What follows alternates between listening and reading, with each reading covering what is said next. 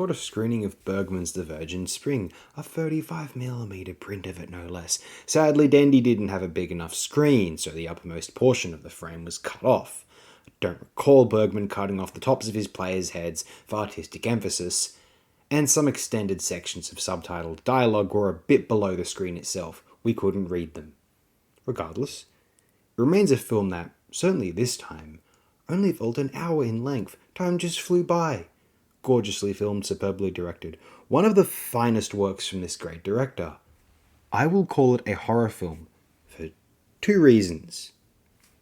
One, if this is just a drama or a historical film, doesn't it still have more in common with horror films than the drama or history films you claim it sooner belongs to?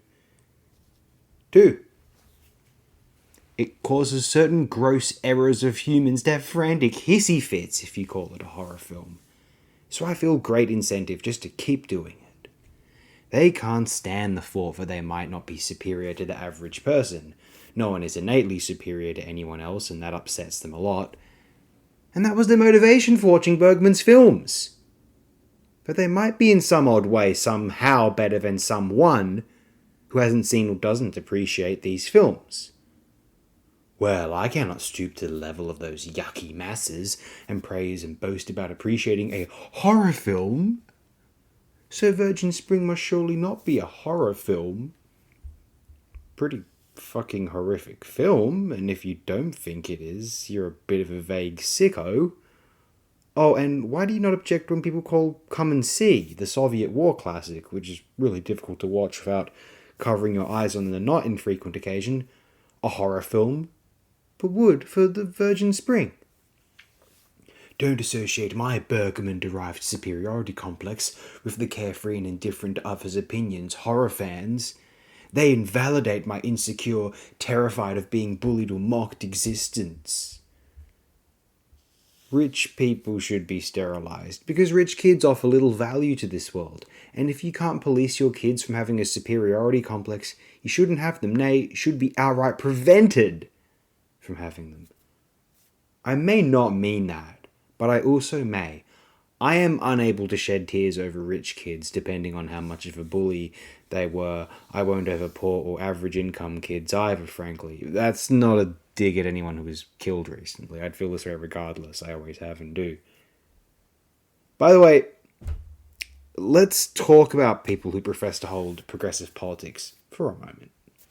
So, Emma Vigeland of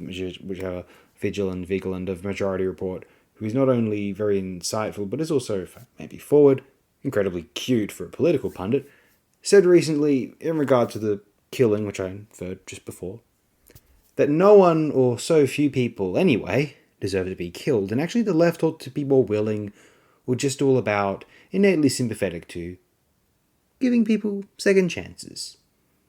Embracing forgiveness, in her opinion.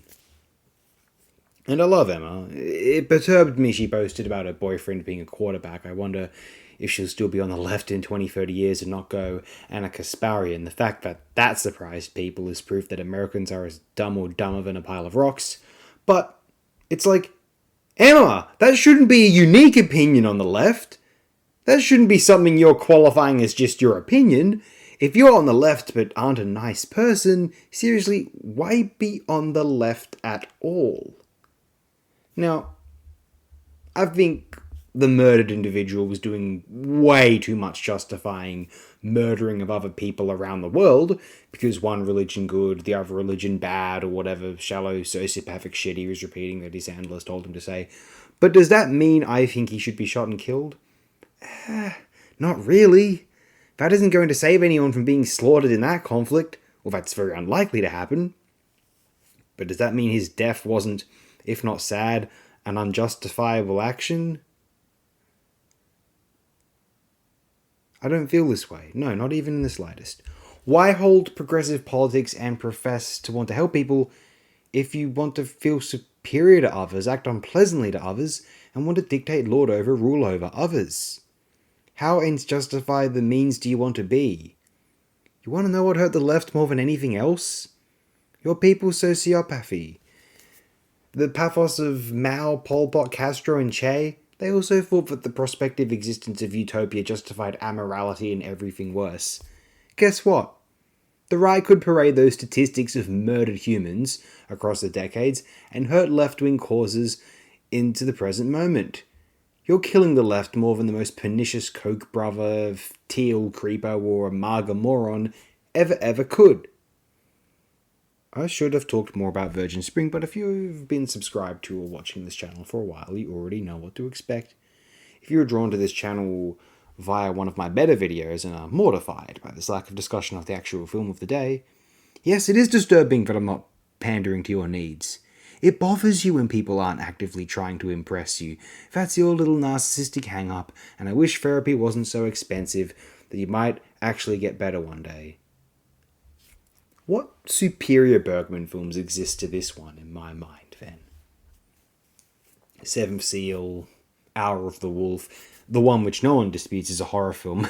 But that makes some of you very cranky. Wow, I can't but want to feel superior to the average person because mummy or daddy or both told me that I want to be 7 years old forever.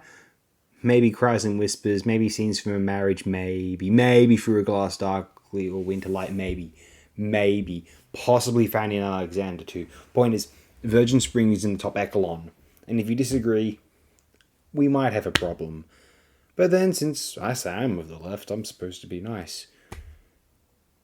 Very, very rarely have I responded hostilely to comments to this channel, but like a handful of times I have. I make a promise that I won't under this video. Though, depending on what you say, that's only so I don't become a hypocrite. If or when I actually do so, regardless. This is my last episode. To hell with it all.